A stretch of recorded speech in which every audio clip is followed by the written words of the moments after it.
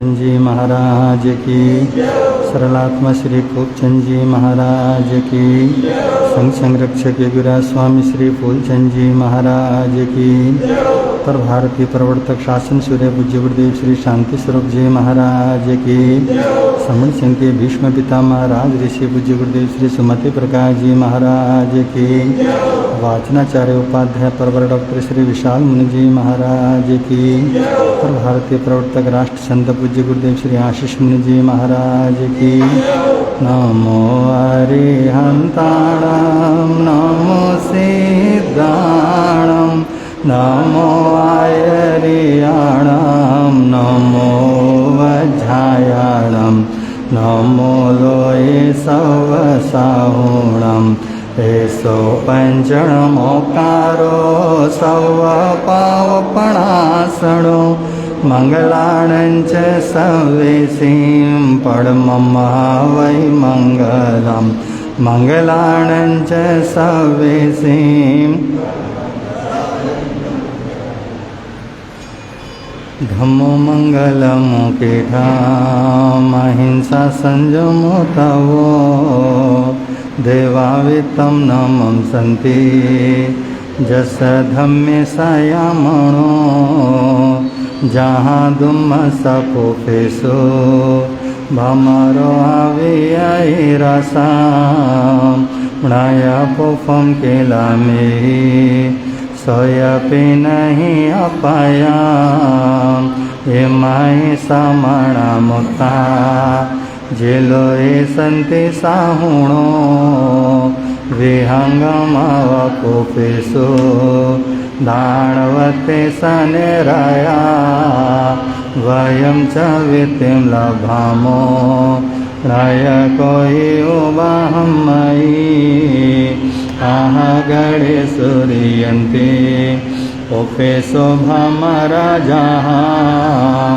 महोगार समबुद्धा जेवन्ति अणिसिया नानापिण्डरया दन्ता क्रीडामुच्यन्ते साहुणो देवी।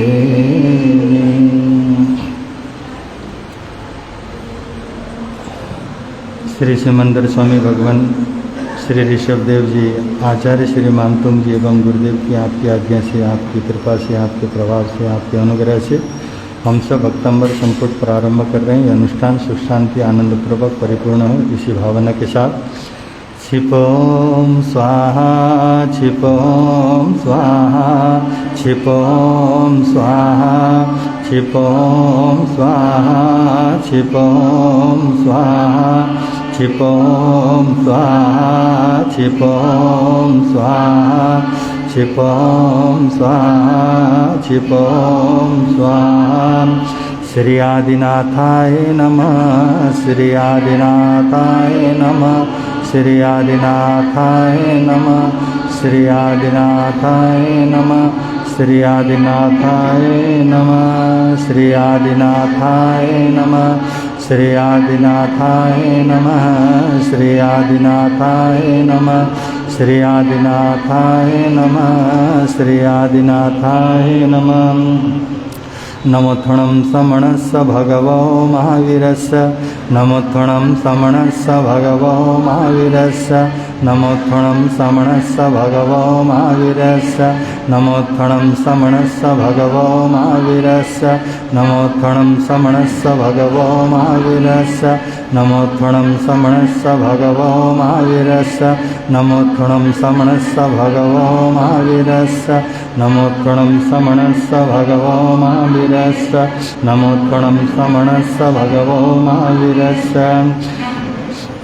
इं सर्वशान्ति कुरु कुरु नमः इरि शान्ति कुरु कुरु स्वाहा इं सर्वशान्ति कुरु कुरु स्वाहा इं सर्वशान्ति कुरु कुरु स्वाहा इं सर्वशान्ति कुरु कुरु स्वाहा इं सर्वशान्ति कुरु कुरु स्वाहा इं सर्वशान्ति कुरु कुरु स्वाहा इं सर्वशान्ति कुरु कुरु स्वाहा इं सर्वशान्ति कुरु कुरु स्वाहा भक्तमर प्रणतमौलिमणिप्रभाण मुद्योतकं दलितपापतमौलितानं साम्यक् प्रणम्य जिनपादयुगं युगादा वालम्बनं भवजले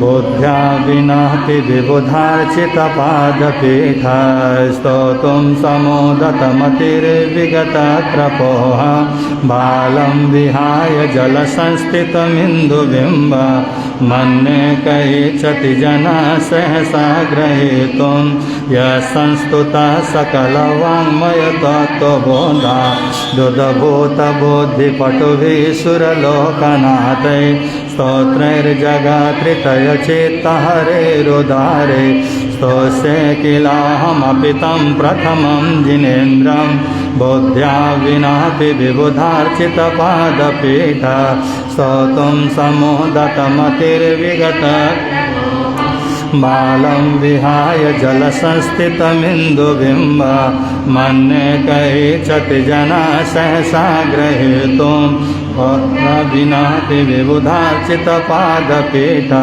स्तोतुं समोदतमतिर्विगतत्रपोः बालं विहाय जलसंस्थितमिन्दुबिम्ब मन्ये कैचति जना सहसा ग्रहीतुं भक्त्या विनापि विबुधार्चितपादपीठ स्तोतुं समोदतमतिर्विगत बालं विहाय जलसंस्थितमिन्दुबिम्ब मन्ये कैचति जना सहसा ग्रहीतुं वक्तुं गुणान् गुणसमुद्रशशाङ्ककान्ता कस्ते च मासुरगुरु प्रतिमोऽपि बुद्ध्या कल्पान्तकालपवनोद्धतनक्रचक्रं को वातरितुमलमां भुनिधिं भुजाव्यां बुद्ध्या विनापि विबुधार्चितपादपीठ स्तोतुं समोदतमतिर्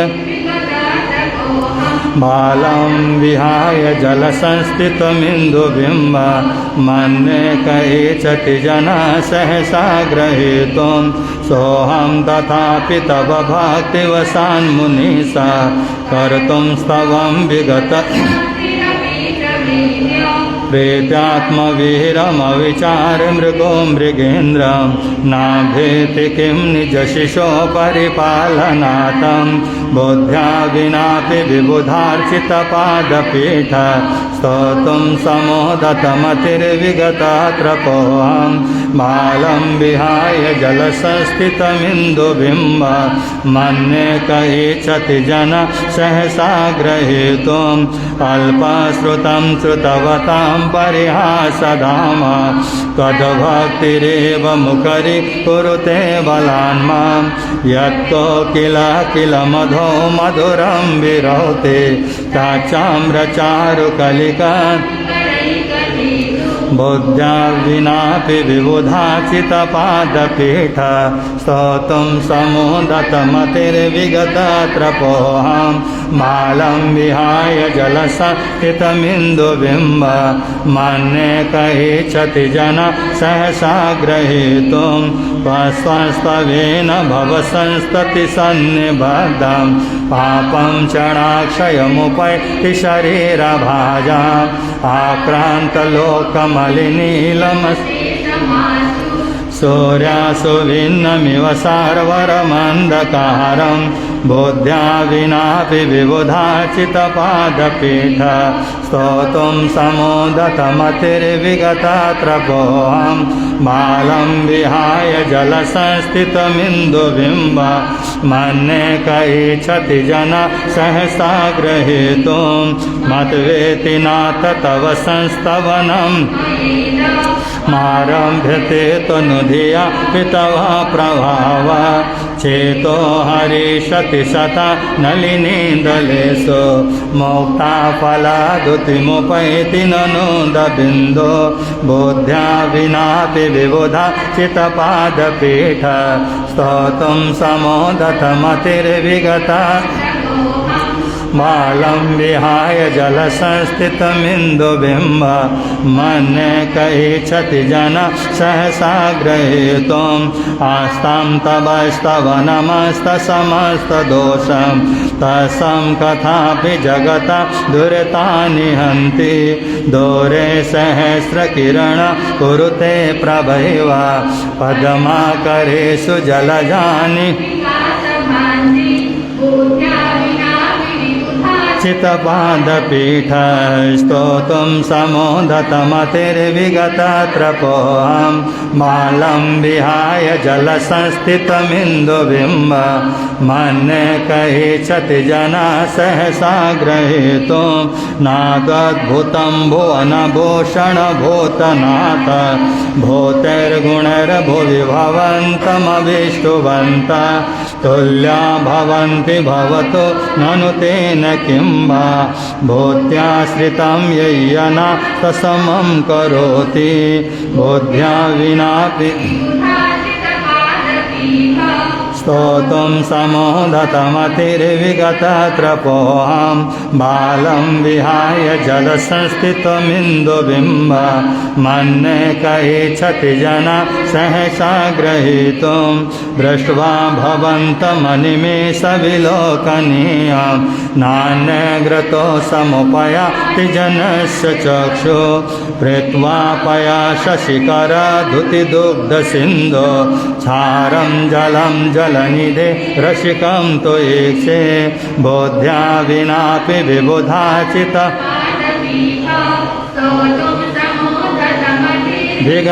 विगतत्रपोऽहं बालं विहाय जलसंस्थितमिन्दुबिम्ब मन्यकैच्छति जना सहसा ग्रहीतुं येषान्तरागरुचिभिः परमाणुभिस्त्वं निर्मापिता त्रिभुवनैकललामभूता तावन्त एव खलु ते पेणव्यं पृथिव्यं यत्ते समानमपरं न हि रूपमस्ति बोध्या विनापि विबुधाचितपादपीठ स्तोतुं समोदतमतिर्विगतत्रपोऽहं बालं विहाय जलसंस्थितमिन्दुबिम्ब मन्यकैच्छति जना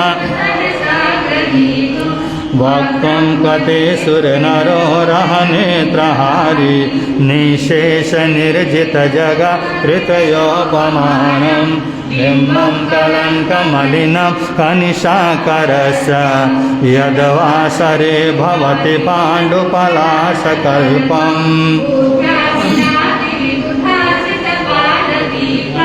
स्तोतुं समोदतमतिर्विगतत्रपोऽहं बालं विहाय जलसंस्थितमिन्दुबिम्ब मन्यकैच्छति जना सहसा ग्रहीतुं सम्पूर्णमण्डलशशाङ्क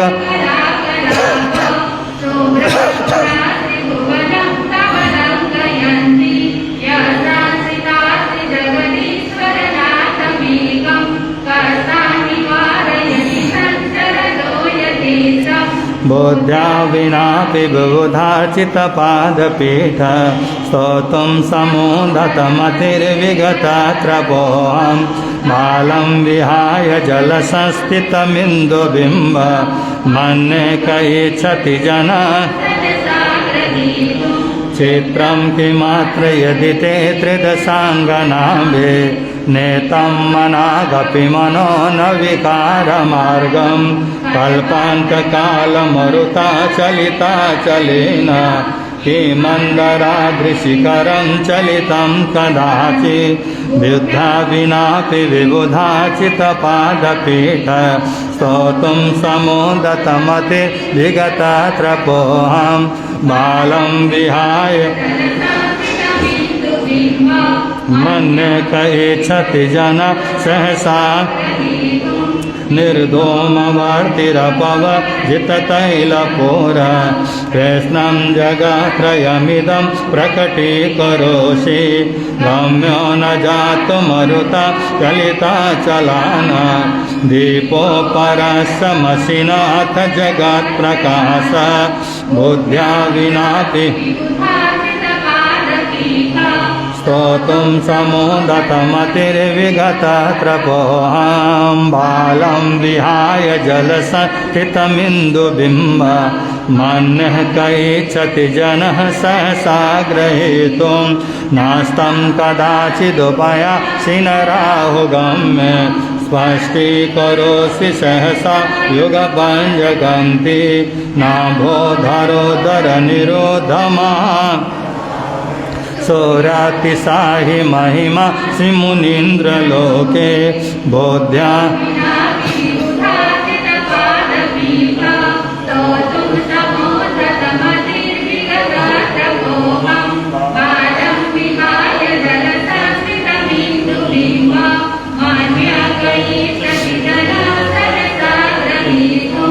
नित्योदयं दलितमोहमहन्धकारं गम्यं न राहुवदनस्तनवारिदाना विव्राजते तव मुखाब्जमनल्पकान्ति विद्योतया जगत्पूर्वशशाङ्कबिम्बं बोध्या विनापि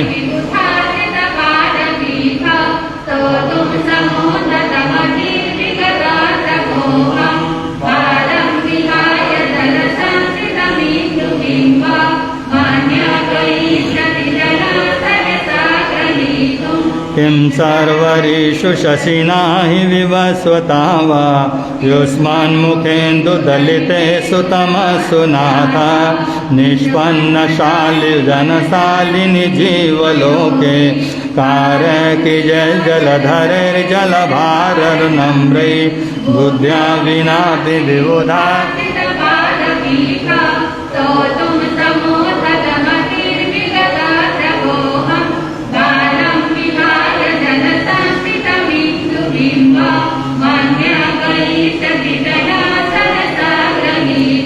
ज्ञानं यथा त्वयि विभाति कृतावकाशं नैवं तथा हरिहरादिषु नायकेषु तेजस्पुणां मणिषु याति यथा महत्ता नैवं तु काच सकले किरणाकुलेऽपि बोध्या विनापि विबुधा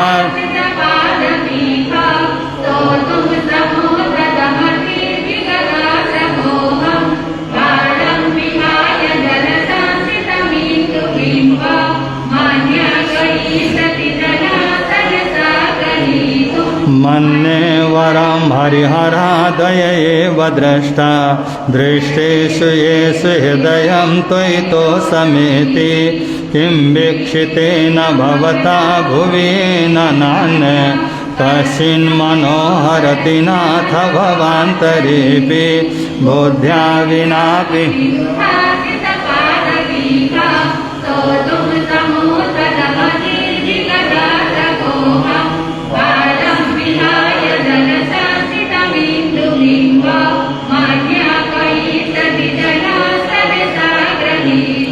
स्त्रीणां शतानि शतशो जनयन्ति पुत्रान् नान्यसुतं तदुपमं जननी प्रसूता सर्वादिशो ददति भानि सहस्ररश्मिं प्राचीव दिग्जनयति स्फुरदंशुजालं बोध्या विनापि विबुधा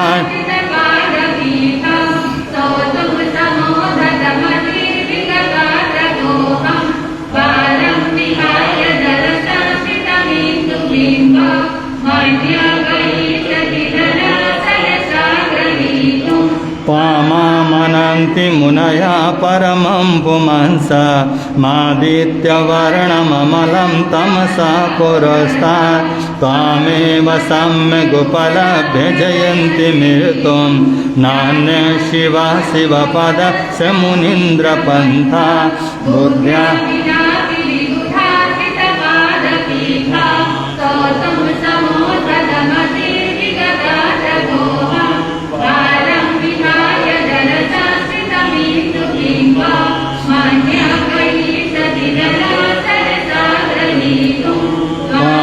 वयं विभुमचिन्तमसङ्ख्यमाद्यं ब्रह्माण्डमीश्वरमनन्तमनङ्गकेतुं योगीश्वरं विदितयोगमनेकमेकं ज्ञानस्वरूपममलं प्रवदन्ति तन्तां बुद्ध्या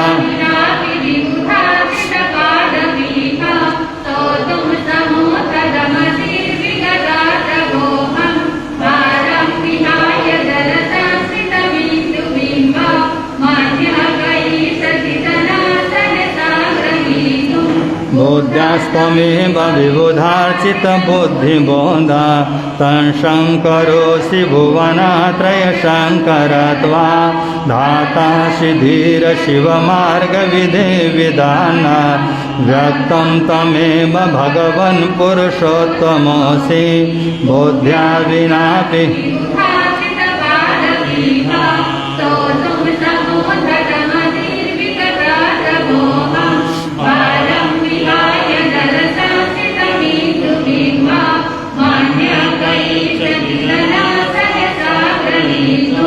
तोभ्यं नमस्त्रिभुवनातिहराय नाथ तोभ्यं नमः क्षितितलामलभूषणाय तोभ्यं नमस्त्रिजगतः परमेश्वराय तोभ्यं नमो जिनभवो दधिशोषणाय बुद्ध्यास्तं विबुधान्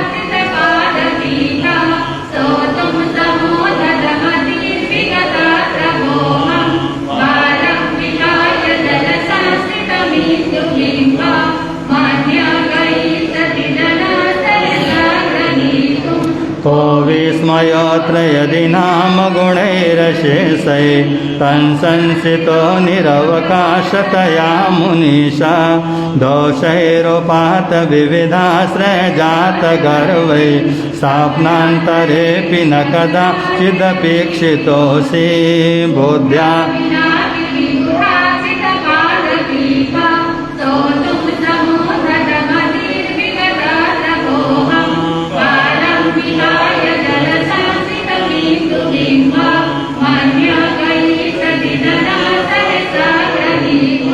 ओचैरशोकतरुसंसितमन्मयोगा महाभातिरूपममलं भवतो नितान्तं स्वष्टोल्लसत्किरणमस्ततमोवितानं बिम्बं द्रवेरिव पयोधरपार्श्ववर्ती बुद्ध्या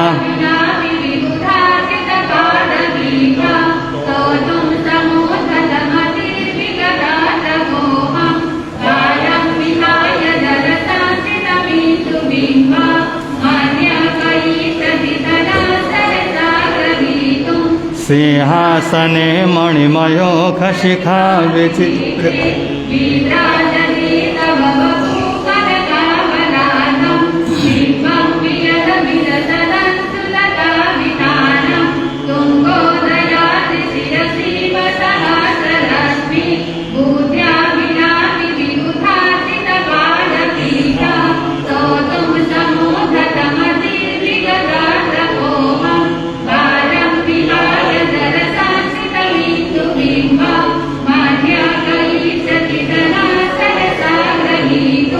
कुन्दावदात चलचामलचारुशोभं विव्राजते तव वपुकलधौतकान्तम्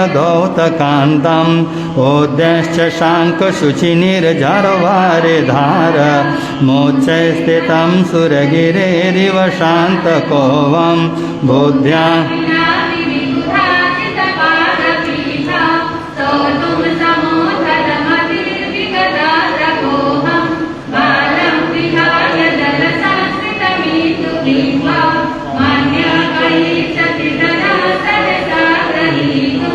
सत्रात्रयं तव विभाति शशाङ्ककान्त मोक्षे स्थितं सुरगिरमानुकरा प्रतापं मुक्ताफला प्रकरजालविविर्दशोऽहं प्रख्यात्पया त्रिजगता परमेश्वरत्वम्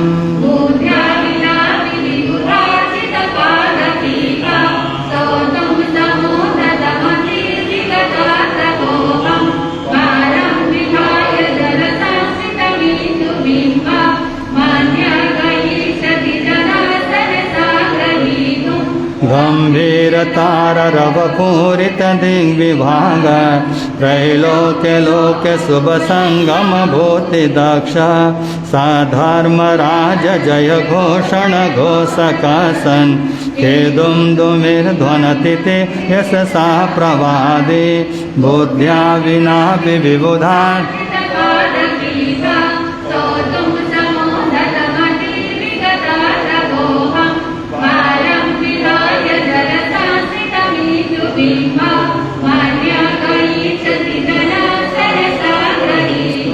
मंदार सुंदर नमेर सुपारिजात संतानकादि कुसुमकर वृष्टिरुद्धा गंधोद बिंदु शुभमंद मरोत्प्रपाता दिव्या दिवा पतति ते वच शांततिर्वा बुद्ध्या विनापि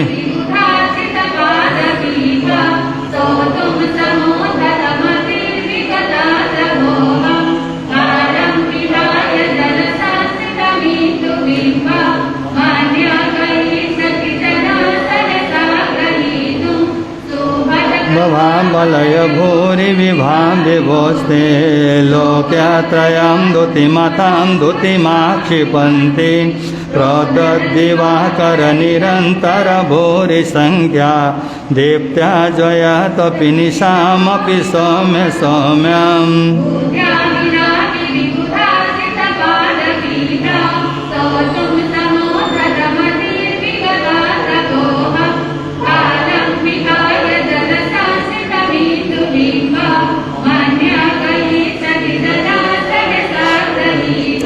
स्वर्गापवर्ग गम मार्ग विमार्ग निष्ठ साधर्म तथ्य कथनैकपटो स्त्रीलोक्य दिव्या ध्वनिर्भवति ते विशदात सर्व भाषा स्वभाव परिणाम गुणै प्रयोज्य बुद्ध्या विनापि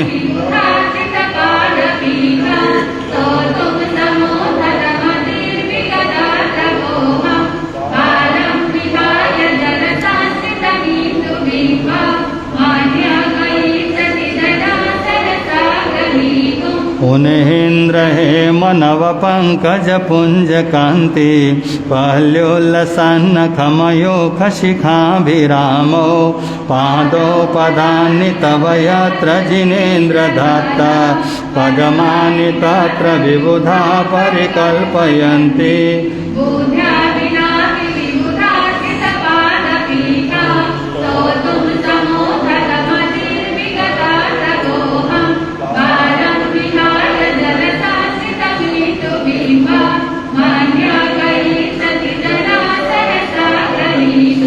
इत्थं यथा तव विभूतिरभुर्जिनेन्द्र धर्मोपदेशनविधौ न तथा परस्य यादृक्प्रवादिन कृतः प्रहतान्धकार तादृक्कुतो गणगणस्य विकासिनोऽपि बुद्ध्या विनापि विबुधा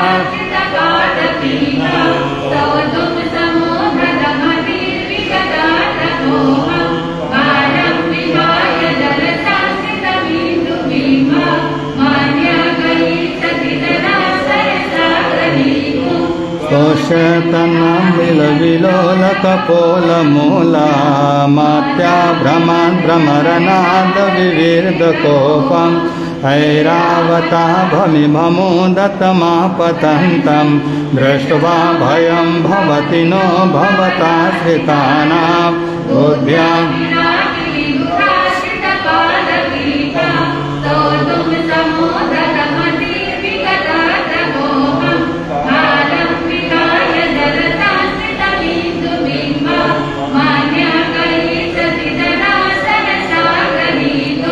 भिन्ने बकुम्भगलदुज्जलशोणिताता मुक्ता फला प्रकरभूषितभूमिभागा बद्ध्याक्रमक्रमगतं हरिणाधिपोऽपि नाक्रामति क्रमयुगाचलसंसितन्ते बुद्ध्या विनापि विबुधा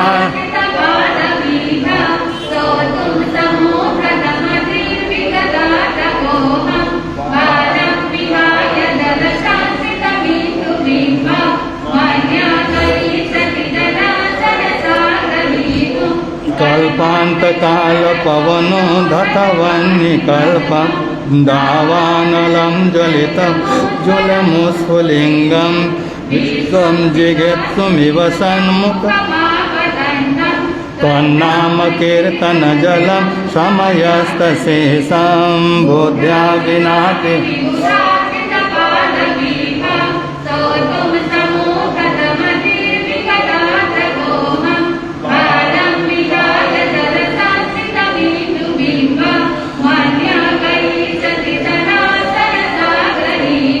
रक्ते क्षणं समदकोकिलकण्ठनीलं प्रोदोदतं फणिदमुत्फणमापतन्तम् आक्रामतिक्रमयुगेन निरस्य संख्या त्वन्नामनागदमनिहृदयं स पुंसः बुद्ध्या विनापि विबुधा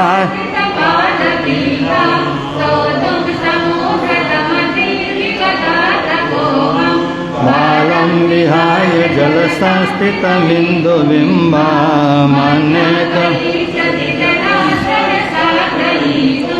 बल्गतुरङ्गगजगर्जितभीमनादमाजो बलं बलवतमपि भूपतीनां ओद्योदिवाकरमयूखशिखापवेत्तं त्वत्कीर्तनाथमयुवा सुविधामुपैति बुद्ध्या विनापि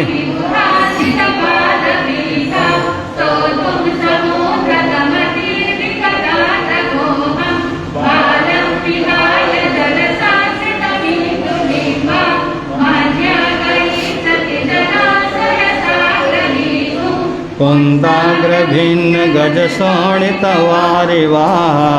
वेगावतारतरणातुरयोध्य भीमे युद्धे जयं विजितदुर्जय जेयपक्षा तदपादपङ्कजवना सहिनो लभन्ते बुद्ध्या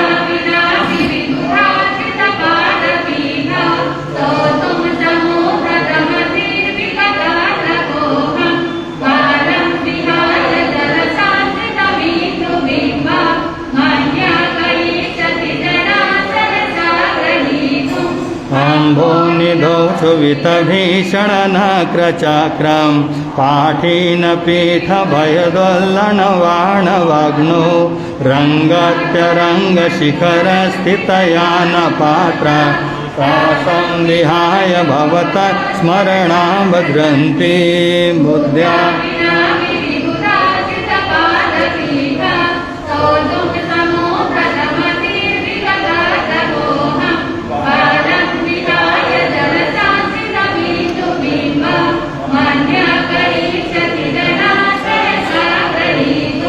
उद्भूतभीषणजलोदरभारभोग्ना शोचां दशामुपगतां शुचिजीविता सा तत्पादपङ्कजवना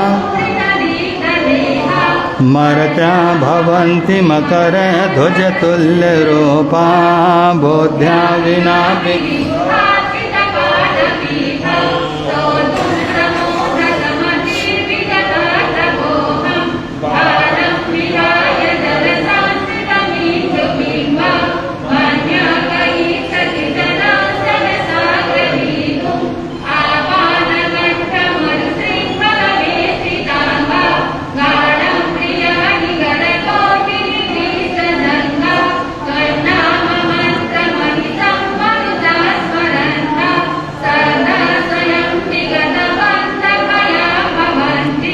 बुद्ध्या विनापि विबुधाचितपादपीठस्तोतुं समोदतमतिर्विगतत्रपोऽहं बालं विहाय जलसंस्थितमिन्दुबिम्ब मन्यकैच्छति जन सहसा ग्रहीतुं मातो दीपेन्द्रमृग नानलाहि सङ्ग्रामवारिधिमहोदरवन्दनोतं कशासुनासुमुपयाति भयं विएव यस्तावकंस्तममिमं मति बुद्ध्या विनापि विबुधाचितपादपीठस्तोतुं समोदतमतिर् बालं विहाय जलसंस्थितमिन्दुबिम्बा सहसा ग्रहीतुं स्तोत्रं सजन्तवजिने रघुणैर्निबन्धा भक्त्या मया रुचिरवर्णविचित्रपुष्पा भक्ते जनयैयकट्ठगतामजर्षं तं मानतुङ्गमवसा समुपैति लक्ष्मी मानतुङ्गमवसा समुपैति लक्ष्मी बुद्ध्या विना विबुधा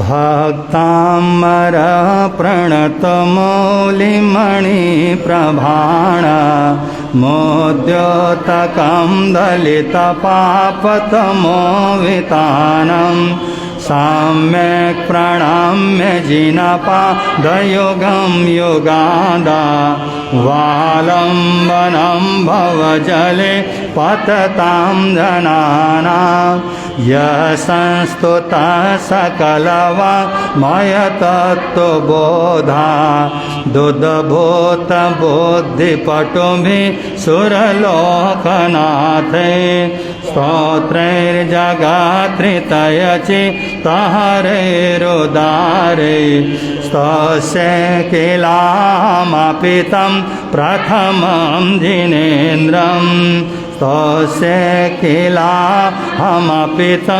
प्रथम इति अति सुंदरम रमणीकम कल्याणकरम हितकरम सुखकरम मोक्षदायकम पापक्षयकम कर्मनाशकम शांतिकरम रहस्यमयम गुणम तांत्रिकम तंत्र मंत्र अर्थपद भावालंकारेण परिपूर्णम आध्यात्मिकम काव्यरत्नम साहित्यकम भक्तमनार्थम स्तोत्रम तस्य शांतार्थम उपशांतार्थम हितार्थम कल्याणार्थम मोक्षार्थम सद्विधिना सद्भक्त्या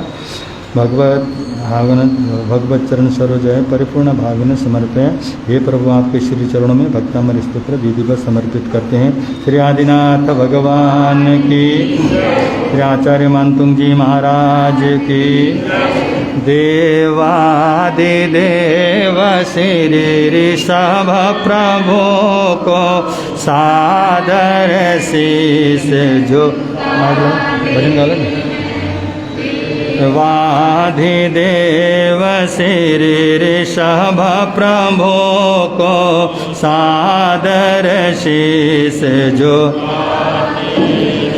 श्री आदि जिनेश्वर धर्म दिनेश्वर जगदीश्वर गुण गाते हैं। श्री आदि जिनेश्वर धर्म दिनेश्वर जगदीश्वर गुण दुख सागर में थी डूब रही नैया जब जन जीवन की, दुख सागर में थी नैया जब जन जीवन की, पीयूष वर्षिणी वाणी से हरि सकल व्याधि दुखियातन की, अमृत सागर जग उद्धारक को सदा सुमन चढ़ाते हैं। देवाधिदेव श्री ऋषभ प्रभु को सादर शीश झुकाते हैं।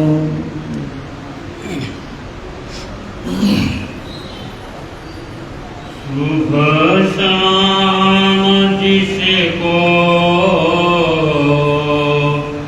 तेरा ध्यान होगा, शुभ शाम जिसको तेरा ध्यान होगा, बड़ा भाग्यशाली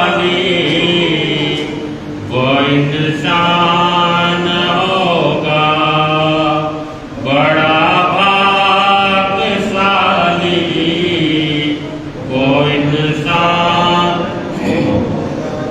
सुबह शाम जिसको तेरा ध्यान होगा, सुबह शाम जिसको तेरा ध्यान, उसको तो हरदम लगन तेरी होगी, उसी को तो हरदम लगन तेरी होगी, जिसका कि पुण्य उदयमान होगा, जिसका कि पुण्य उदयमान हो, सुबह शाम जिसको तेरा ध्यान होगा, सुबह शाम जिसको तेरा ध्यान हो, जिसने भी हृदय में तुझको टटोला,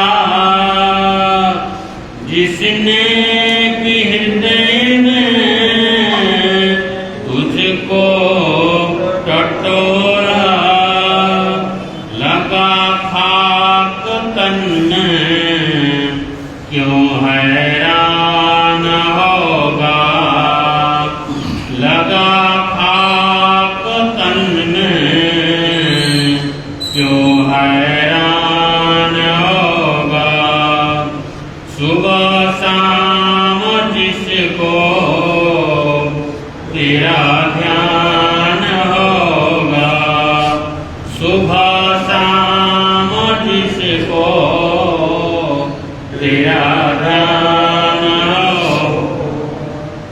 तेरे नाम से जो भी गाफिल रहेगा,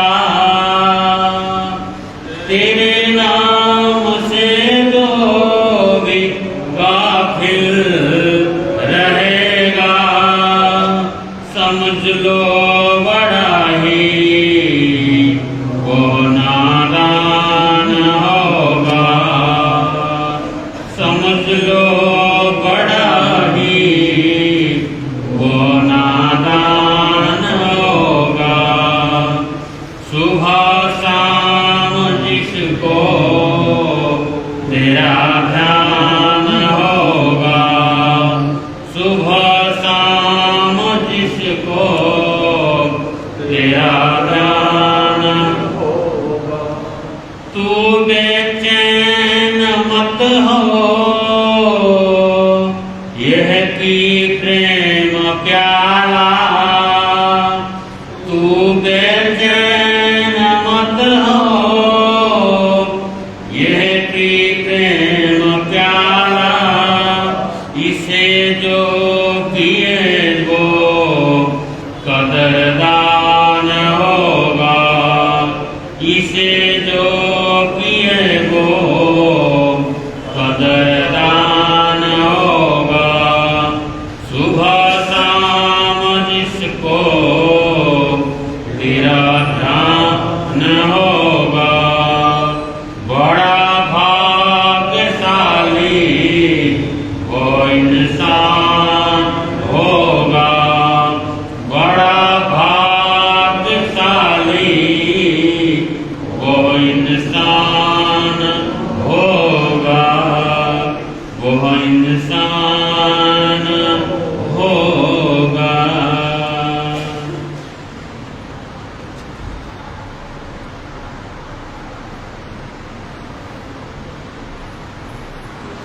धम्मो मंगलमुपीठान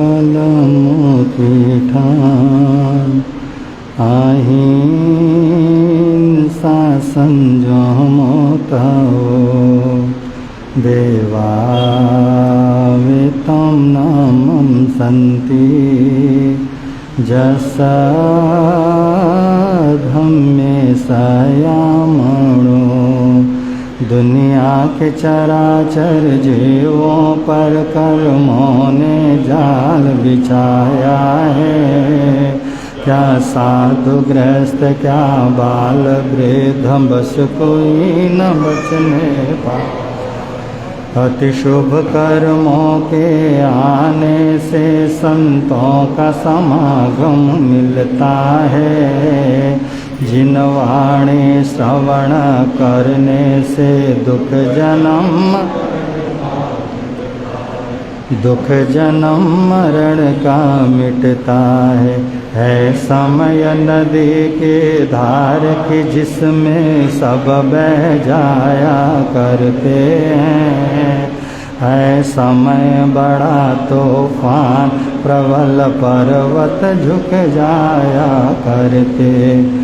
अस्तर दुनिया के लोग समय में चक्कर खाया करते हैं। लेकिन कुछ ऐसे होते जो इतिहास बनाया करते, इतिहास बनाया करते। अनंत अनंतोपकारी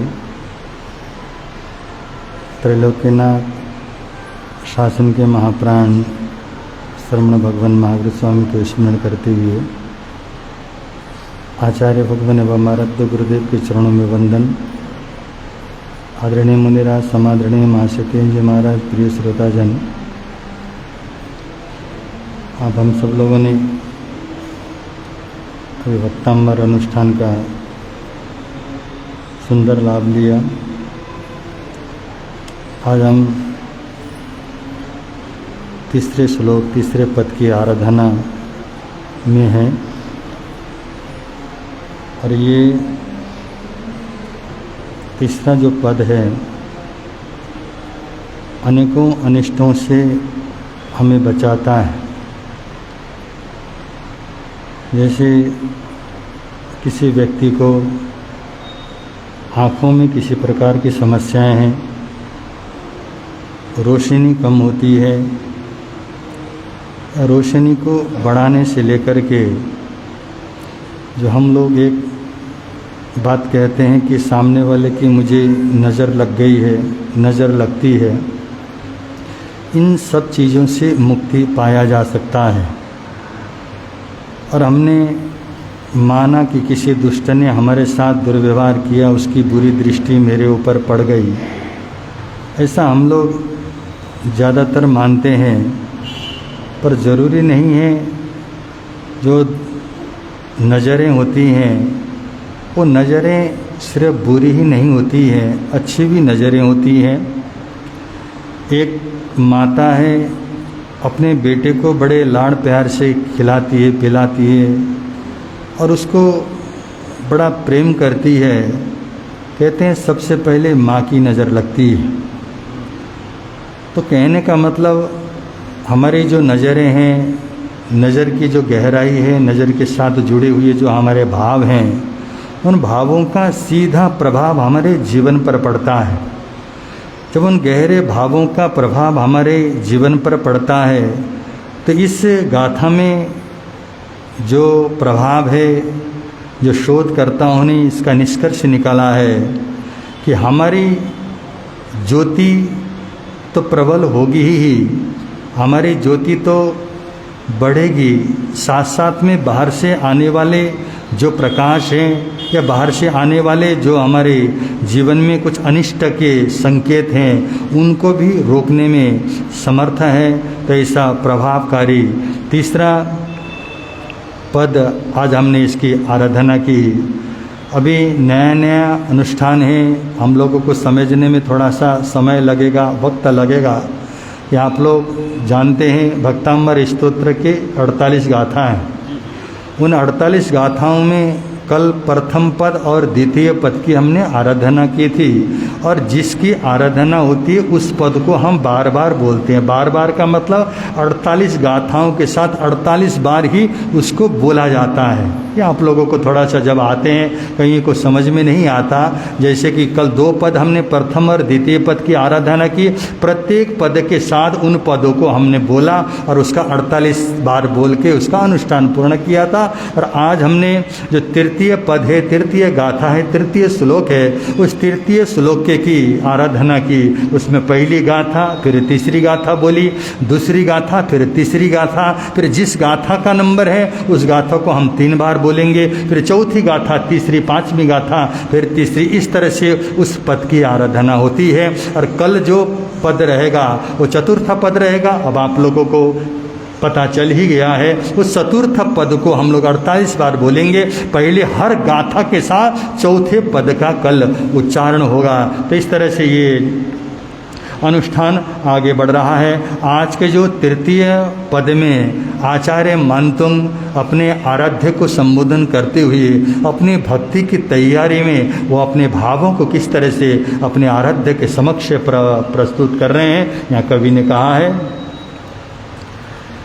देख चंद्र की छाया जल में बालक का मन जाता है,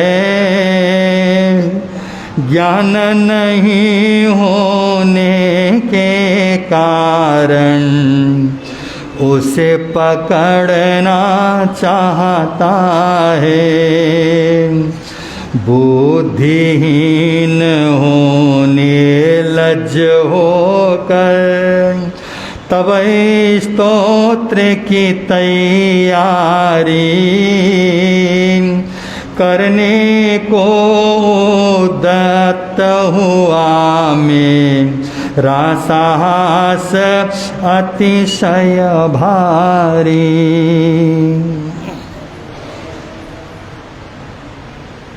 जब कोई भी श्रद्धालु श्रद्धा से भरता है, श्रद्धा से भरने के बाद अपने आराध्य की स्तुति करता है। एक स्तुति होती है और दूसरी चापलूसी होती है। चापलूसी जिह्वा से मुंह से की जाती है और स्तुति दिल से होती है। चापलूसी का प्रदर्शन आवश्यक होता है, स्तुति का प्रदर्शन नहीं होता है। जब हम किसी के प्रति श्रद्धा से भरते हैं तो हमारे भीतर की जो श्रद्धा है उनको शब्द नहीं दिया जा सकता। शब्द देने का कोई उपाय नहीं है। बंदो जहाँ शब्दों में श्रद्धा बंध जाती है तो अभी हमारी श्रद्धा सीमित है, हमारी श्रद्धा में वो ताकत नहीं, हमारी श्रद्धा में वो विशालता नहीं, क्योंकि हमने हमारी श्रद्धा को शब्द दे दिया। इसलिए शब्दातीत वो भाव दशा होती है श्रद्धा। श्रद्धा का मतलब वो व्यक्ति भावनाओं से भरता है। जैसे फूल में सुगंध भरता है और भरने के बाद बंधु उसमें कहीं कोई किसी प्रकार का अहंकार नहीं होता है। आने वाले हर राहगीर को वो अपने खुशबू से भरने का काम पुष्प जैसे करता है। ऐसे जो श्रद्धालु भक्त होते हैं, अश्रद्धालु भक्त जब भक्ति से भर जाते हैं तो बंधु सिर्फ वो मौन स्तुति, मौन स्मरण ही कर सकता है। इसलिए भगवान कहते हैं, या भगवान की स्तुति करते हुए आचार्य मानतुंग जी कह रहे हैं, हे प्रभु मेरी अवस्था कैसी। क्योंकि अहंकार स्तुति करने नहीं देता। हमारा जो अहंकार है वो हमें स्तुति करने नहीं देता। आपने किसी की स्तुति करना है, किसी के गुणों का स्मरण करना है या गुणों का वखान करना है, पहले अपने आप को छोटा बनाना पड़ेगा। पहले अपने आप को छोटा बनाना पड़ेगा, क्योंकि बड़ा बन के कभी स्तुति नहीं होती है। हमेशा आप अगर छोटे बनते हैं, छोटे बनने के बाद औरों को हम बड़ा बनाकर उसके गुणों का स्मरण किया जा सकता है। ऐसा ही आचार्य मानतुंग ने भी अपने आप को ऐसी अवस्था में पहुंचाया। उन्होंने कहा जैसे अबोध बालक होता है, उस बालक की जैसी मेरी अवस्था हो गई प्रभु। छोटा सा बालक है, वो बालक अज्ञानी है, अबोध है, वो नहीं समझता कि तू क्या करने जा रहा है। और बालक बहुत बड़े बड़े चुनौतियों को ग्रहण करता है। बालक जो होता है उसको अपनी शक्ति का ज्ञान नहीं, बस वो तो ये समझता है कि मैं इस चुनौती को स्वीकार कर सकता हूँ। ऐसी चुनौतियों को क्या करता है, आप और हम लोग जब बच्चे थे तो बच्चे होते समय हर कार्य हमको कितना आसान लगता था। कभी सोचा आप लोगों ने, जब हम लोग बच्चे होते हैं, छोटे छोटे बच्चों से बात कर लो और बात करते हुए कि अगर बात करने के लिए लगा दो तो वो तो 10, 20, 50 फैक्ट्री तो यूँ बातों में क्या कर देंगे। मैं बड़ा बनूंगा, बड़ा बनने के बाद ये करूंगा, फिर मैं हवाई जहाज चलाऊंगा, मैं हवाई जहाज खरीदूंगा। बस उसको कल्पना है और उसको ये नहीं लगता कि हवाई जहाज को खरीदने के लिए कहाँ कहाँ क्या क्या चीज़ करनी पड़ती।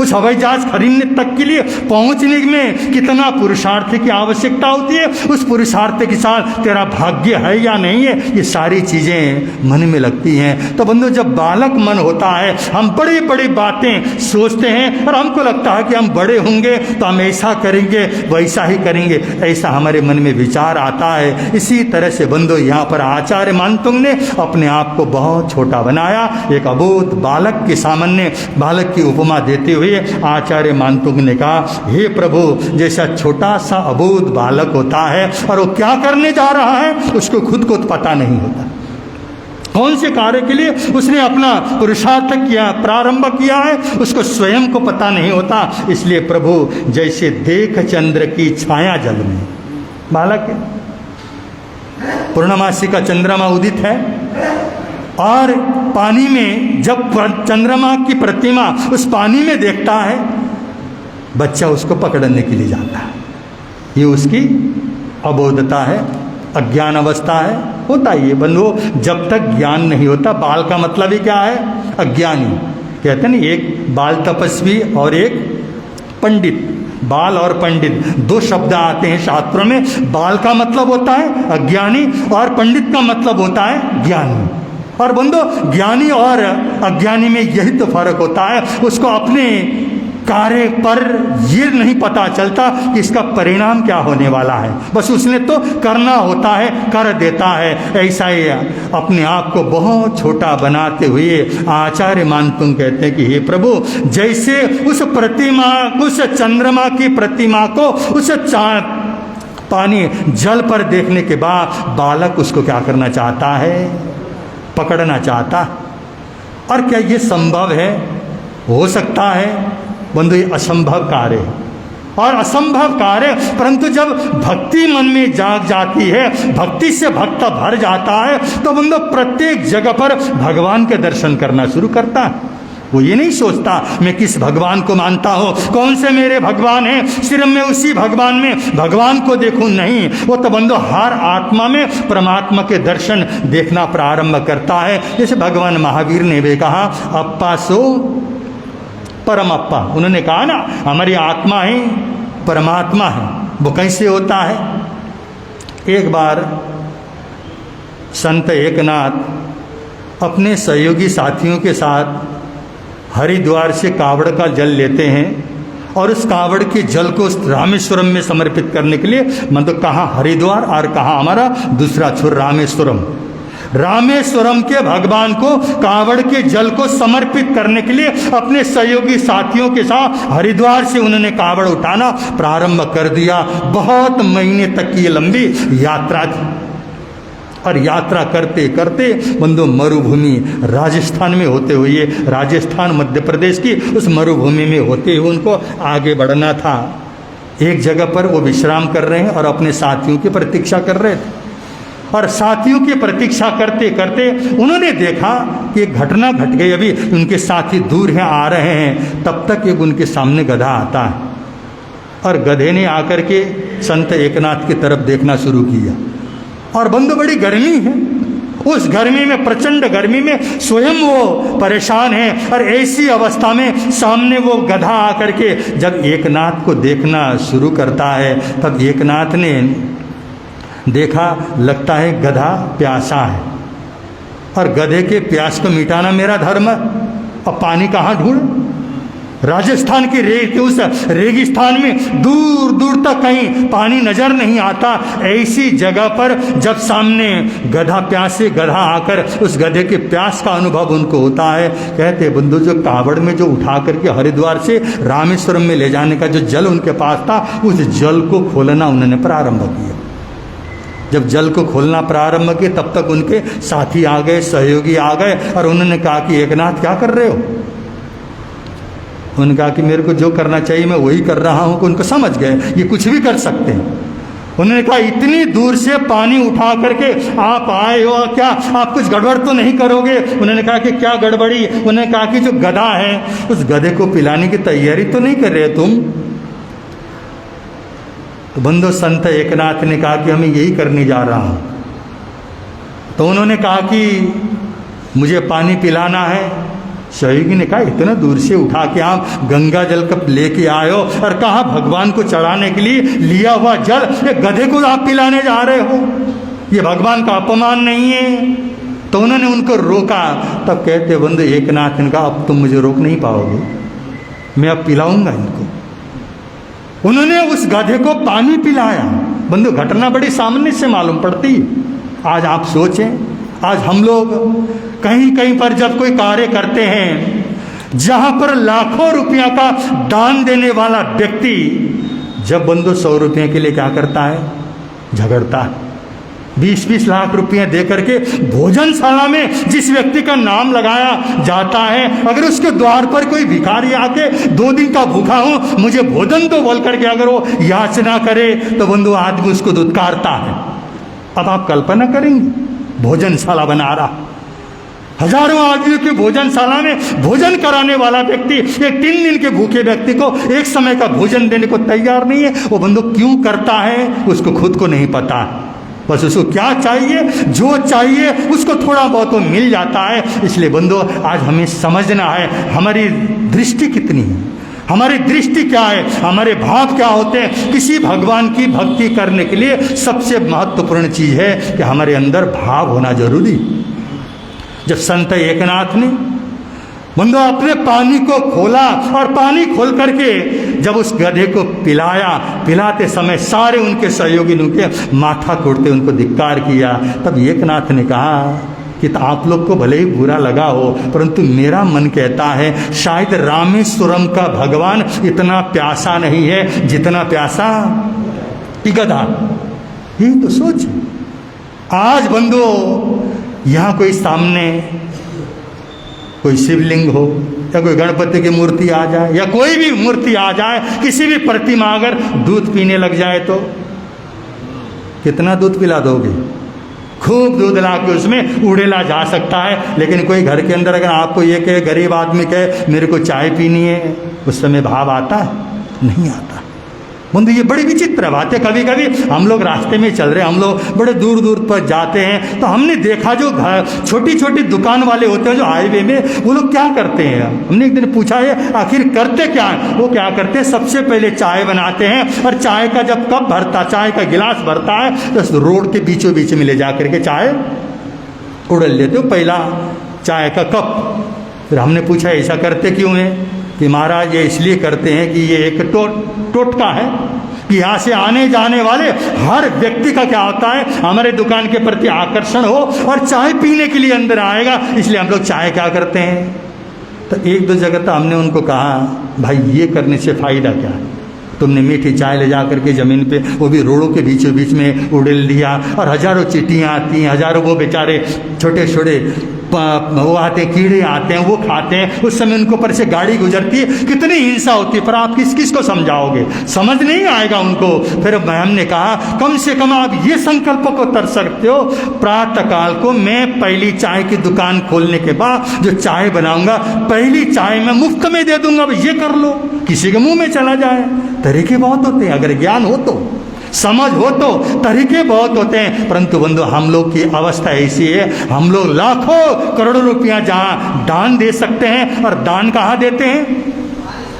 जहां हमारा स्वार्थ होता है, जहां हमारा स्वार्थ होता है, स्वार्थ में हम सब कुछ करने को तैयार है, और अन्यथा बंधु भाव से हमारे से कुछ भी नहीं होता। जैसे आप लोग देखते हैं ना, एक शेर होता है, बबर शेर होता है या वो शेरनी होती है, उसके अंदर भी अहिंसा होती है। उस शेरनी में अहिंसा हम लोग कैसे देख सकते हैं? जब वो शेरनी अपने बच्चों को पकड़कर एक जगह से दूसरे स्थान पर ले जाती है, उन्हीं जबड़ों से पकड़ती है जिन जबड़ों से वो शिकार करती है। कितने पशुओं को उसने मारा है, उन जबड़ों से उनको समाप्त किया है। परंतु जब अपने बच्चों को उठाने का वक्त आता है ना, उस समय बड़ा उसका क्या होता है, भीतर में दया और करुणा होती है। ऐसे बंधु, जैसे हम अपने परिवार के प्रति जितना हमारे अंदर एक भाव होता है, वैसा ही भाव सर्वत्र जगत के प्रति अगर हो जाए, तब जाके हमारे अंदर भक्ति जागती है, तब जाकर हमारे अंदर बंधु वो श्रद्धा और धर्म का जन्म होता है। इसी तरह जो एकनाथ ने बोला, बहुत सुंदर बातें अपने सहयोगी साथियों को कहा, जितना प्यासा ये गधा है उतना प्यासा रामेश्वरम का भगवान नहीं होगा। जहां पर न जाने कितना पानी जाकर के उड़ेला जाएगा, वो तो क्या करना उस पानी ने, तो न उस भगवान को जरूरत है, तो ये तो हमारा अपना स्वार्थ है। हम लोग तो स्वार्थी हैं, हम तो मंदिर में जाके भी हमारी भक्ति ऐसी होती है, जाकर के 5 रुपया चढ़ा करके हम लोग 50 करोड़ की डिमांड करने वाले लोग 5 रुपया चढ़ाएंगे, 10 रुपया चढ़ाएंगे। कभी कभी आप लोग देखना, आप अपने छोटे से बच्चे को लेके स्थानक में गए और आप लोग स्थानक पे 10 रुपया दान पात्र में डालने के लिए चले गए थे। अचानक आपके बेटे ने हर रोज देखते देखते आपके जेब उस पर्स में से 500 का नोट निकाला, तो क्या करोगे? डालने दोगे? यही अवस्था हुई।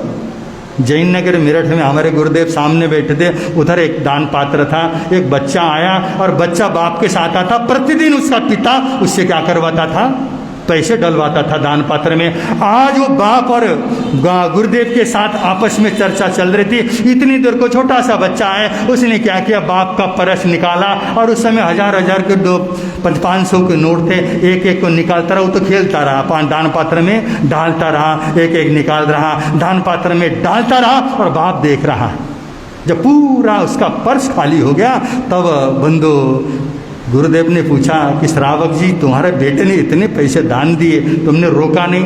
बल्कि नहीं गुरुदेव, इसके संस्कार को मुझे मारना नहीं, पैसे तो फिर भी आ जाएंगे, परंतु बच्चों को जो संस्कार दिए थे मैंने, उन्हीं संस्कारों को मैं मिटा दूं, मार दूं नहीं। ये होता है संस्कार। पर हमारा कोई आया और हमारा बेटा अगर 10 रुपया की जगह 1000 रुपया दान देने लगा, तो तुरंत हम क्या करते हैं? उनको संस्कार देना इतना आसान नहीं होता है। संस्कार के लिए पहले आपका हृदय भी क्या होना पड़ता है, विशाल होना आवश्यक होता है, तब जाके भक्ति होती है, तब जाके हमारे जीवन के अंदर धर्म घटित होता है, श्रद्धा आती है। जैसे कि आचार्य मानतुम कहते हैं, देख चंद्र की छाया जल में बालक मन क्या है, जो बालक का मन ललचाता है, और वो कह रहे हैं ज्ञान नहीं होने के कारण उसे पकड़ना चाहता है। वो बालक क्यों वो चंद्रमा को पकड़ने के लिए जा रहा है? क्योंकि उस बेचारे को ज्ञान नहीं है, और ज्ञान न होने के कारण वो बालक उसको पकड़ने के लिए जाता है। बुद्धिहीन हूं निर्लज्ज होकर, ये भक्त है। भक्त की जब भक्ति होती है, मैं निर्लज्ज हूं, मुझे लाज भी नहीं आती, मैंने क्या अपना समर्पण होता है, क्या समर्पण की भावना है। वो कहता मैं तो लज्जाहीन हूं। अरे तू किसकी प्रशंसा करने जा रहा है? ऐसे आदिनाथ भगवान की तू क्या करने जा रहा? प्रशंसा करने जा रहा है। परंतु मैं बुद्धिहीन हूं, इसलिए मैं क्या कर रहा है, निर्लज्ज हूं, इसलिए मैं हे प्रभु आप जैसे परमात्मा के गुण गाने की मैंने क्या कर दी है, तैयारी कर दी है, और स्तोत्र बनाने की तैयारी मैंने कर दी है। वो कहता करके उद्यम हुआ मेरा साहस अतिशय भारी। और मैं कभी सोचता हूँ कि मैंने कितना बड़ा साहस कर लिया। जैसे मैंने पहले आपको कहा, जो बालक होता है साहस तो बहुत बड़ी बड़ी बातें करता है। छोटे छोटे जैसे बालक कहते हैं मैं हेलीकॉप्टर खरीदूंगा, मैं ट्रेन खरीदूंगा, बोलता नहीं है, उसको पता थोड़ी है हेलीकॉप्टर को खरीदने के लिए क्या क्या कुछ करना होता है, ये तो उसको पता नहीं है। परंतु जब देखता है कोई हेलीकॉप्टर उड़ा रहा, हवाई जहाज उड़ाता है, कोई ट्रेन चलाता है, वो सोचता मैं ये खरीद दूंगा, मैं वो खरीदूंगा, मैं ऐसा कर दूंगा। ये बालक मन ही क्या हो सकता है, कर सकता है। इसलिए वो कहता है हे प्रभु मैं बुद्धिहीन और निर्लज्ज होकर ऐसे करने का मैंने साहस क्या कर लिया है, साहस कर लिया है। तो इसलिए और वो प्रार्थना करने की तैयारी कर रहा है। और उन दो प्रार्थना एक होती है और दूसरी होती है याचना, क्योंकि प्रार्थना में ये बहुत अधिक ताकत है। और ऐसी ताकत है, उन ताकतों को हम हमारे उन जैन वाङ्मय के प्रत्येक पन्ने में हम देख सकते हैं, चाहे हम सेठ सुदर्शन की कहानी को पढ़ते हैं, अमर कुमारी की कहानी को पढ़ें, या फिर चंदनवाला की कहानी को पढ़ें, सती सुभद्रा की कहानी को पढ़ें, उन्हें कितने उपमाएं, कितने कहानियों को हम पढ़ते हैं, कैसे कैसे उन्होंने प्रभु के प्रति श्रद्धा और अपने आत्मा के प्रति जो एक श्रद्धा और उस भगवान के प्रति जो भक्ति होती है, ऐसे भक्ति के अंदर हम लोग डूब जाते हैं। और डूबने के बाद बंधु क्या विचित्र घटनाएं घटती। एक मीराबाई, जिनको आप बहुत अच्छे से जानते हैं, और उनकी एक भक्ति और उनके साथ क्या क्या घटनाएं घटी ये आप सब लोगों को विदित ही है। बहुत बार आप लोग ने सीरियल में देखा है, पढ़ा भी होगा, सुना भी। मतलब जब राणा जी ने मीरा को मारने के लिए एक बहुत बड़े वैद्य को बुलाया और बुला करके कहा, ऐसा विष तैयार करो जो मुंह में लगाए तो क्या हो जाए, मर जाए। और सबसे बड़े वैद्य मतलब औषधि बनाने वाले को बुलाया, और बंधु जब पूरा प्याला तैयार करके वो व्यक्ति ले जा करके क्या करता है, मीराबाई को ये बोल करके देता है, ये भुवनेश्वर का अमृत है और अमृत राणा जी ने आपको दिया। इतनी खुश मीराबाई ने सोचा, देखो मेरा कितना ध्यान रखते हैं, मैं रामेश्वरम भुवनेश्वर नहीं जा सकती, वहाँ का जल और वहाँ का अमृत लाके आज राणा जी ने मेरे को दिया है। बड़ी श्रद्धा से भर जाती है, भक्ति से भर जाती है, भगवान का स्मरण करती है। और बंधु उसी में से भगवान को क्या किया, उसने चढ़ाया और अपने आराध्य को चढ़ा करके सारा कटोरा क्या हो गई, वो जहर का पी गई। और बंधु जिसने ये औषधि या जहर तैयार किया था वो देख रहा है, उसके मन में पीड़ा थी कि मैंने बड़ा खूंखार दवाई, खतरनाक दवाई राजा के कहने से, राणा के कहने से मुझे बनाना पड़ा। और बंधु देख रहा था मीराबाई ने दवाई ली, दवाई लेते लेते लेते लेते मैंने कोई शरीर में प्रभाव नहीं। ये मजाक नहीं, पुरानी बातें नहीं, आजकल के आपके और हमारे जमाने की बात। जब आदमी अंदर से अपने आप को सकारात्मक भावों से भर देता है, उसकी में जीवन में जहर नहीं प्रवेश कर सकता। आज तो हम अंदर से जहर से भरे हैं। आप देखना, हमारा जीवन पूरा जहर से भरा है। हम बोलते हैं तो आग उगलते हैं, हम व्यवहार करते हैं तो बंधु कितना दुर्व्यवहार हमारे द्वारा। अब ऐसा व्यक्ति बंधु अमृत पिएगा तो भी उसका जीवन में जहर क्या करेगा। परंतु मीराबाई ने संपूर्ण जहर को पिया, कुछ भी नहीं हुआ। राणा जी इंतजार कर रहे थे, अब मरेगी, अब मरेगी, नहीं मरी। तो बंधु उन्होंने वैद्य को बुलाया, उसको बुला करके कहा कि बेवकूफ, तूने बेईमानी की मेरे साथ, तेरे को कहा था मैंने वो एक बूंद लेते ही उसका काम तमाम हो जाना चाहिए, और उसने पूरा कटोरा पिया तो भी उसका जहर का असर उसके शरीर पे नहीं पड़ा। उसने कहा थी, ये राणा साहब, इतनी खतरनाक और विष मैंने उसमें मिला रखा था, शायद जीवन में मैंने इतना खतरनाक जहर किसी दूसरी औषधि पर या दूसरी जगह पर मैंने तैयार नहीं किया होगा। तब राणा जी ने कहा, तो इसको क्या कर, पी। उसको पिला दिया। वो एकदम से रोने लगा, चिल्लाने लगा, और वो जाकर के बंधु राजा के, राणा के सामने गिड़गिड़ाता, वो कहता है, नहीं महाराज, मेरे छोटे छोटे बच्चे, मेरा परिवार है। क्योंकि उसको पता था कि मैं इस जहर को पीऊं और पीते का जो बर्तन में बचा हुआ था, थोड़ा बहुत बचा हुआ था, उस बचे हुए चीज को लेने का जब आदेश हुआ, वो लेने को तैयार नहीं है। तब राणा ने कहा कि इसको क्या कर दिया, मारने की जब तलवार उन्होंने उठाया, उसने सोचा चाहे ऐसे मरो चाहे ऐसे मरो, क्या पता इसमें तो एक बार चांस भी हो जा, जैसे मीराबाई बच गई मैं भी बच सकती हूँ, ऐसा सोच के उसने उसको बंदूक पिया, और पीते ही क्या हो गया, उतने से वो ढेर हो गया।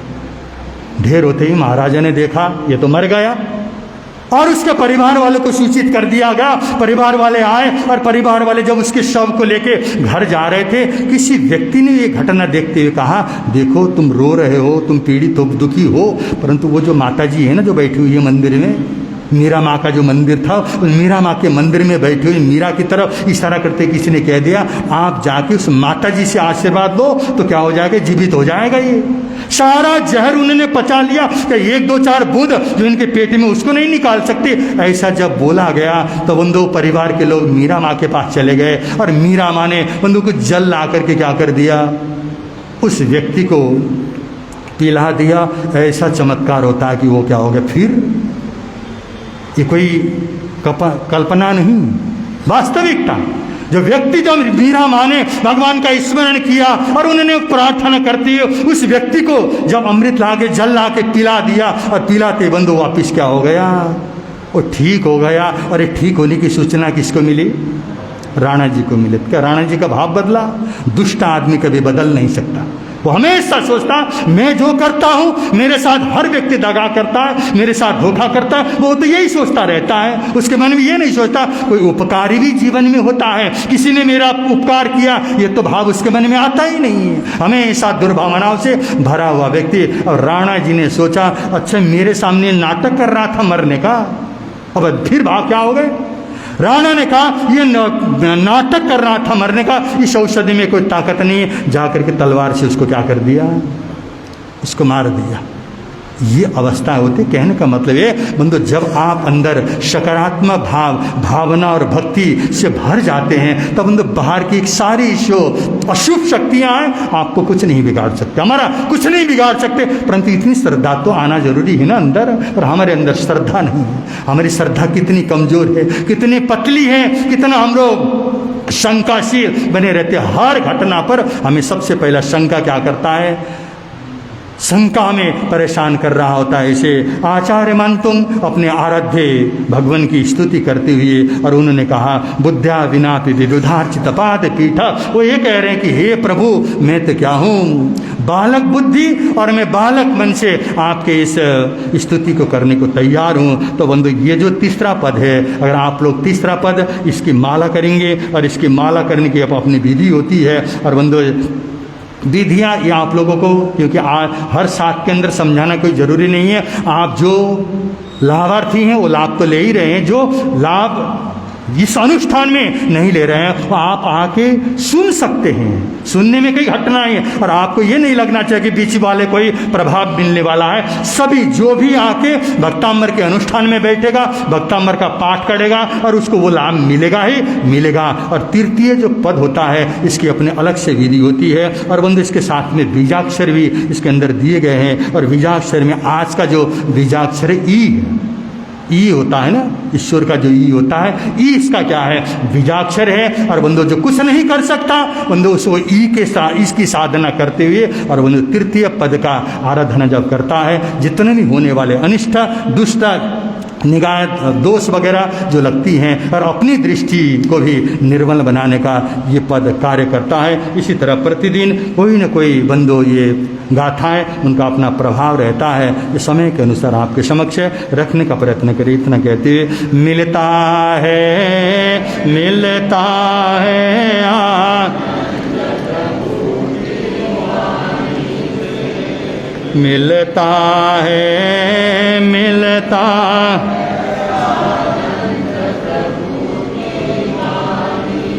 धर्म है लगता प्यारा प्यारा, धर्म है पापों की वह बेटी, पापों की वह बेटी हो जाती है बंद प्रभु, हो जाती है बंद प्रभु की वाणी से। मिल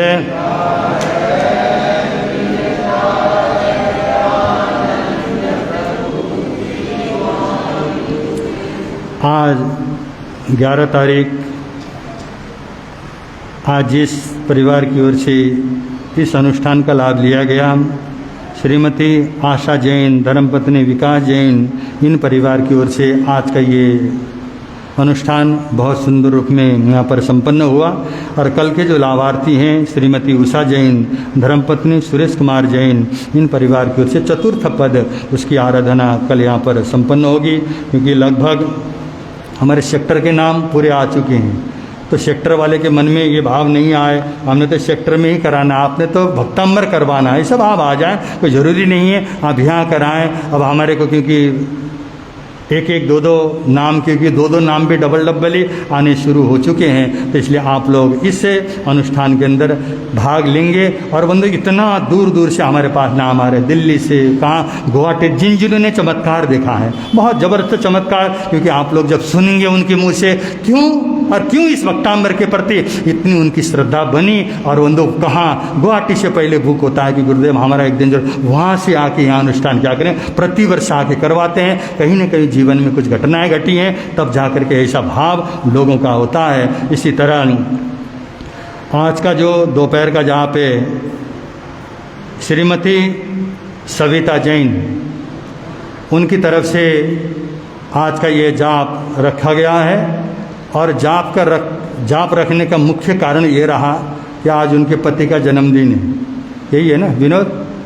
हाँ, विनोद कुमार जैन और उनके पुत्र वधू दोनों का एक संयुक्त रूप में जन्मदिन आया। तो उन्होंने कहा कि इसको तो हम छोड़ेंगे नहीं, उनको भक्तंबर लेना था। भक्तंबर पहले बुक हो गया था, इसलिए उन्होंने कहा दोपहर का जाप ही सही। तो आज सविता जैन धर्मपत्नी विनोद जैन उनकी तरफ से, क्योंकि ऐसी धर्मपत्नी के मिलना बड़ा दुर्लभ है। ऐसी पत्नी तो मिल जाती है, चलो होटल में घुमाते हैं, वहाँ घूम के आएंगे, उधर ले जाओ। परंतु वो पत्नी जो ये कहती कि चलो पतिदेव आपका जन्मदिन आया, हम जाप स्थानक में जाएंगे, जाप रखेंगे, अखंडा जाप रखेंगे, कितनी अच्छा है परिवार होगा। और हमारा भोला भंडारी ये विनोद जैसा है, तो उसके जन्मदिन में हम उसको तो ये बच्चा जैसा ही है, बच्चा जैसे आदमी, उसको शुभकामना भी देंगे। और आज उसके जन्मदिन में हम तो कहते हैं तुम जन्मदिन मनाते मनाते एक दिन दीक्षा दिन मनाने का अवसर आ जाए, ऐसे भाव तुम्हारे मन में आना चाहिए। हम तो चाहेंगे हम तो चेला बढ़ जाए, लेकिन तुम्हारे मन में भी आए कि आज तो जन्मदिन मनाया, कभी कभी ऐसा ही सभा लगे और वहाँ मेरा दीक्षा दिन मनाया जाए, ऐसी भावना आए आपके मन में। इसी तरह का कल का जो 2:30 बजे से 3:30 बजे तक का जाप है, वो एकता जैन धर्मपत्नी विजय जैन, इनकी ओर से कल का जाप यहाँ पर संपन्न होगा। जिन भाई बहनों की तपस्याएं चल रही हैं, उनमें सबसे लंबी तपस्या चल रही है श्री राजेंद्र जी वर्मा। आज उनका 51वां अम्बिल है, और 51वें अम्बिल के साथ अपनी तपस्या को आगे बढ़ा रहे हैं। इसी तरह श्रीमती कौशल जैन, उनकी भी तपस्या चल रही है। आज उनका 23वां अम्बिल है। और आज जिन जिन माताएं बहनें और भाइयों का आज का अम्बिल हो, सभी अम्बिल की तपस्या के लिए खड़े होकर अम्बिल का प्रत्याख्यान करेंगे। अम्बिलम पचन असम खान भगनम शैशान बतवंत संत तपस्या करने वालों को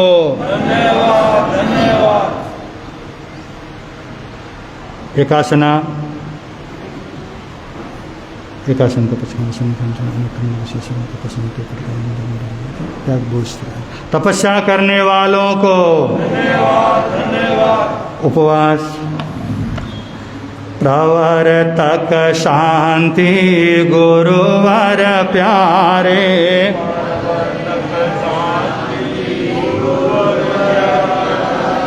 जीवन नहीं आके रखवाले, जीवन नहीं जोड़ गए संबंध प्रभु की वाणी से, जोड़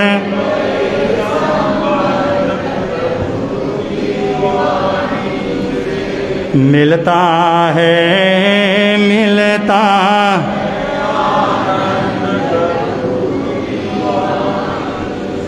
आज आप लोगों के लिए सामूहिक प्रत्याख्यान कराया जा रहा है। आज जलेबी और इमरती वगैरह ये सब चीज़ हम नहीं खाएंगे। जलेबी इमरती वगैरह जो मिठाई हैं, इनको हम आज नहीं खाएंगे। सामूहिक प्रत्याख्यान आज जिन्होंने जाप लिया है, जाप के लाभार्थी श्री विकास जैन और आशा जैन आगे आएँ और जाप के प्रसाद को ग्रहण कर लें।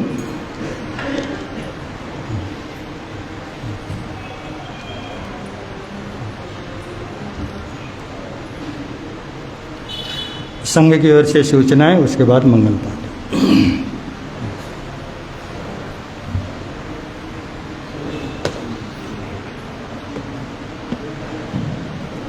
सर्वप्रथम शास्त्रपति भगवान महावीर स्वामी की जय हो।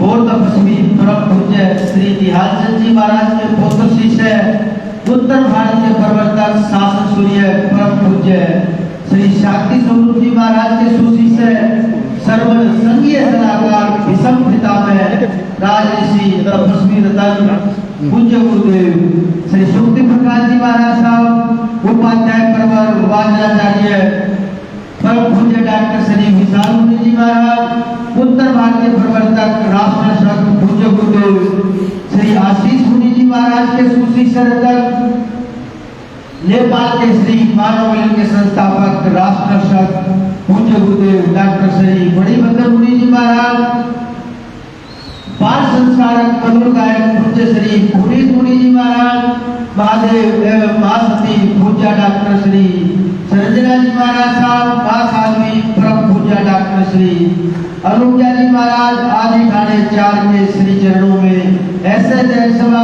सेक्टर श्री संत बद्रीनाथ सोनीपत की ओर से विधि पूर्वक वंदना नमस्कार करके सुख सादा पूछते हैं। आप श्री जी के स्वास्थ्य में साधु साध्वी श्री संत की वृद्धि की शुभ मंगल कामना करते हैं। उससे धर्म सभा को सादर जय। जैसा कि आप सबको मालूम है, आज भक्तांबर अनुष्ठान जाप की तीसरी गाथा का वर्णन हमारे सामने आया। कल चौथी गाथा का वर्णन हमारे सामने आएगा। कल के भक्तांबर अनुष्ठान के जाप के लाभार्थी परिवार श्रीमती भूषा जैन, वाइफ ऑफ सुरेश जैन कोहाना वालों की तरफ से होगा। भाई सुरेश जैन की तरफ से विनती कि कल सुबह श्री संघ की तरफ से भी कि ज्यादा से ज्यादा संख्या में बहन भाई सुबह जो भक्तांबर जाप अनुष्ठान में बैठना चाहते हैं, कृपा करके वो सुबह 8 बजे तक पहुंचने का भाव रखें और प्रवचन सभा 8 बजे से चालू है। सभी समय के अनुसार ही आए। इसी के साथ श्री संघ तपस्या में ली सभी भाई बहनों का धन्यवाद से आभार व्यक्त करता है। सबकी तपस्या में सुख शांति बनी रहे, जिन शासन देव से ऐसी हमारी प्रार्थना है, विनती है। लंबी लंबी तपस्याओं में श्री राजेंद्र वर्मा जी, आज उनका 51वां आईमेल, श्रीमती कौशल्या जैन जी, आज उनका 23वां आईमेल, और भी भाई बहनों की तपस्याएं श्री संघ में चल रही है। श्री संघ उन सभी की तपस्याओं की सुशादा पूछता है, शास्त्रेश प्रभु से प्रार्थना करता है और विनती करता है कि वो अपनी तपस्या में जिस भी लक्ष्य को लेकर चल रहे हैं कामयाब हो। प्रतिदिन की आईमेल की श्रृंखला में आज का आईमेल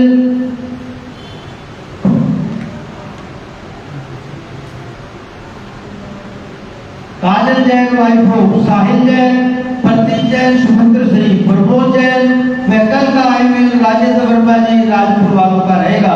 इसी के साथ आज से पधारने वाले सभी धर्म प्रेमी बंधुओं का सेक्टर श्री संघ भारतीय स्वागत अभिनंदन करता है और हाथ जोड़कर प्रार्थना करता है भोजन में जलपान लेकर हमें कृतार्थ करें। भोजन में जलपान की व्यवस्था नीचे स्नातक हाल में है। आज के भोजन के सौभाग्यशाली परिवार श्री विनोद जैन, प्रमोद जैन, कोठी नंबर 72 सेक्टर 15 मेहदीपुर, व श्री रोशनलाल जैन, कोठी नंबर 792 सेक्टर 14 रोहतक वाले, व श्री जय भगवान जैन, कोठी नंबर 24 सेक्टर 15 पांची वालों को प्राप्त हुआ है। व कल के भोजन के सौभाग्यशाली परिवार श्री शील कुमार जैन, कोठी नंबर 2359 सेक्टर 15 खेवड़ा वाले, व श्री राजपाल जैन, कोठी नंबर 412 सेक्टर 15 राजपुर वालों को प्राप्त हुआ है।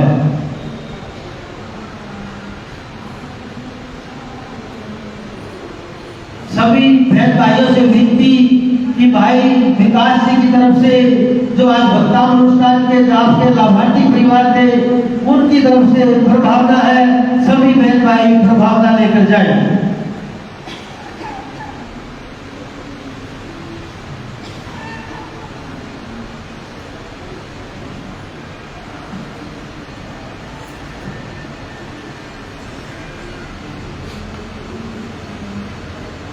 सभी मिलकर जयकारे बोलेंगे। आचार्य श्री शिव मुनि जी महाराज की, उत्तर भारतीय प्रवर्तक शासन दुनिया परम पूज्य श्री शांति स्वरूप जी महाराज की, तपस्वी रतन राजऋषि सर्वण संघीय सलाहकार विश्व पितामह श्री सुक्ति प्रकाश जी महाराज की, वाचराचार्य उपाध्याय प्रवर डॉक्टर श्री विशाल मुनि जी महाराज की, उत्तर भारतीय प्रवर्तक राष्ट्र संत पूज्य गुरुदेव श्री आशीष मुनि जी महाराज की, राष्ट्र महाप्रसाद नेपाल के श्री मानव मिलन के संस्थापक डॉक्टर श्री मणिभद्रपुरी जी महाराज की, विराजित सभी साधु संतों की, जैन धर्म की, आओ करे वंदना उनकी जिन्होंने हमारा भाग्य जगाया। मध्य वंदामी, मध्य वंदामी, मध्य वंदामी। चैता भारों वासम चगवट्टी महिडियो शंति संति करे लोहे पत्तो गई मनुत्तरम। चैता भारों वासम चगवट्टी महिडियो शंति संति करे लोहे पत्तो गई मनुत्तरम। प्रतिदिन बाहर के भाई और बहनों का आगमन चल रहा है। आज भी हमारे धर्म सभा में श्री अशोक जैन, गीता जैन दिल्ली से यहाँ पर प्रवचन में आए हैं। उनको बहुत बहुत साधुवाद और धन्यवाद देते हैं। श्री चतारि मंगलम अरिहंता मंगलम सिद्धा मंगलम साहु मंगलम केवली पुनत्तो धम्मो मंगलम। चतारि लोगोत्तमा अरिहंता लोगोत्तमा सिद्धा लोगोत्तमा साहु लोगोत्तमा केवली पुनत्तो धम्मो लोगोत्तमो। चतारि शरणं पवज्जामि अरिहंते शरणं पवज्जामि सिद्धे शरणं पवज्जामि साहु शरणं पवज्जामि केवली पुनत्तं धम्मं शरणं पवज्जामि। ये चार शरण दो कारण जग और न शरणा कोई होगा। जो भव्य प्राणी करे आचरण उसका पद होगा उसका।